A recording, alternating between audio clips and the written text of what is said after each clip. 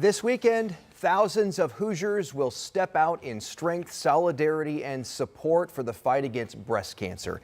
It is the Susan G. Komen More Than Pink Walk. And joining us now is Stephen Hunt, the head of Susan G. Komen here in Indiana, to talk about what this event means and how we can all get involved. Thank you so much for being here. Well, thanks for having me. So Susan G. Komen has really become synonymous with the fight against breast cancer for many, many years. Remind us specifically how this walk helps. Yeah, absolutely. So the Susan G. Komen Foundation, we really focus on three areas. It's research, it's patient care, and it's advocacy. And so everything that we do is funded by walks like the Indianapolis More Than Pink Walk.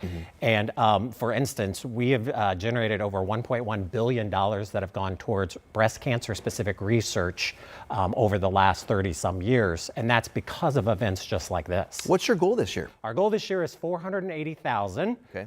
We're doing pretty well. I always have to remind the committee that that's our full fiscal year goal. So when you look at the website, we may not be right there, but we've got a few extra months after the events to get there. So. All right. So, you watched this walk, participated in the walk, organized it for years. I'm curious to know just what goes through your mind when you see this massive sea of pink show up on the day of this walk. It's amazing. I tell you, I share every year. I tend to get very emotional. I cry every year. There's a certain part of the opening ceremony where our survivors come walking. We call it the Parade of Hope.